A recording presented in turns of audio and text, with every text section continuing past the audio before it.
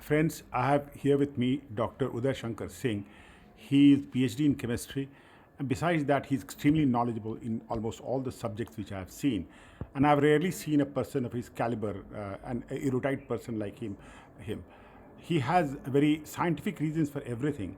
And I was talking to him about health and all the supplements people take. So I'm going to put a question to him, and I'll seek his answer.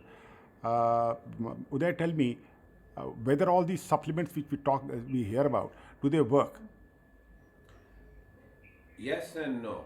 So, if your diet does not get, let's say, enough vitamin A, then of course, if you eat carrots and things that contain vitamin A, you need it.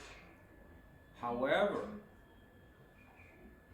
most of our nutrition contains enough of these vitamins and minerals that our body does not manufacture that we do not need extra supplements.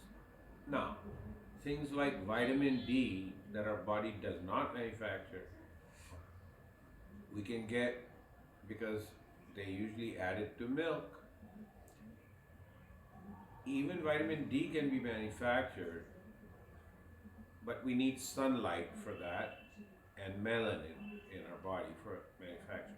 However, the amount of minerals and vitamins that are contained in these supplements, usually they'll say recommended daily allowance, meaning this is how much your body requires every day. However, you are eating food, so you are getting these supplements naturally in your food, so you don't need to add. Now, what is your body going to do with this if it gets, let's say, extra vitamin A? And in fact, getting too much of these supplements in certain cases, especially like vitamin A, can lead to disease and death. So it is very dangerous to take mega doses of these vitamins and minerals. So what does your body do? Well, your body will get rid of it. You will either urinate it or it'll pass out in your feces. And that'll be the end of the story. So, do you really need it? You can take it as long as it's just the recommended daily allowance and not a mega dose. Like mega doses of vitamin C are very popular. Supposedly, people say, oh, it protects you from cold. No, it does not. That's crap. There is no scientific rationale behind it. There is no scientific study that has ever proven that. And yet, people do it. What does your body do with that extra vitamin C? It gets rid of it. It doesn't need it. And that's the end of the story. So we are fooled by, you know, these manufacturers of these drugs and their advertising, and the doctors also are involved in this because there's money to be made. And most of us do not have the medical knowledge to be able to sift through all this BS So, and come up do you with think that, if proper food one takes, yes, will that be enough to suffice? absolutely. If even if you're a vegetarian, more than likely your diet contains enough vitamins and minerals that you do not need to add anything. Now, some people, especially in India, suffer from anemia. It is quite widespread, and that is partially because of the diet. So, you do need iron supplements if you're anemic. So, you get a blood test done, and if you're found to be anemic, your hemoglobin levels are low, fine. Little iron supplement is needed. But in the vast majority of cases, your diet is enough to supply all the vitamins and minerals Can that you you need. throw some light on the effects of exercise as also of nutrition. Which of them is more important in keeping you healthy? We take, we eat too much, way too much. The, this has caused obesity to spread across the world. And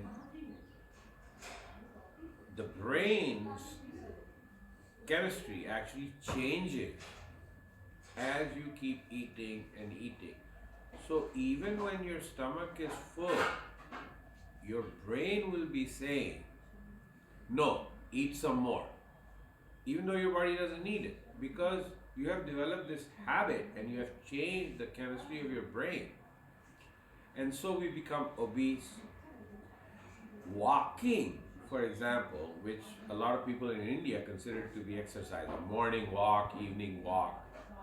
Walking is exercise for someone who is 75, 80 years old. It is not exercise for someone who is 30s, 20s, 30s, 40s, 50s, 60s. Running is exercise for that.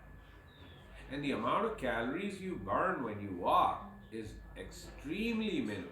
For example, you might walk 2 miles. You will only burn about 200 calories. And the average person's caloric intake is approximately 3 to 4,000 calories per day. A person who is living a sedate life, meaning not doing manual labor, etc., barely needs 1500 to 1800 calories a day. So, and it's kind of like putting money in the bank. If I put 100 rupees in the bank every month, and the bank is giving me 5% interest, at the end of the year, I will have 1200 rupees plus 5% interest, 5% of 12%, approximately 60 rupees or whatever, right? Now, let's say every month I withdraw 50, half of that, right? So, at the end of the year, instead of 1200 plus interest, so 1260, I have half of that. So I have about 600 and what, 25 left in the bank. Now, your body does the same thing. It doesn't care if you eat fat, protein, or sugar. Those are the only three things that we eat, that the body gets energy from. So now the body has this extra 625 rupees. So what you're recommending is that you got to eat a balanced food, which is around 70 to 2,000 calories, and take moderate exercise. You know, walking will not only lead to good health, but you will have to take some Yeah, you vigorous have to exercise. do some strenuous exercise, because what I see around me, all over the world, is people with bellies, right? I don't have one. And why don't I have one? I have diseases, but I don't have a belly. The reason I don't have a belly is because I am only putting in enough into the bank that I'm going to use. So I have no balance left at the end of the year. Thank you, Uday. Thank you, Dr. Uday. We'll again come back with some more knowledge from Uday. Next time, we'll be talking on philosophy.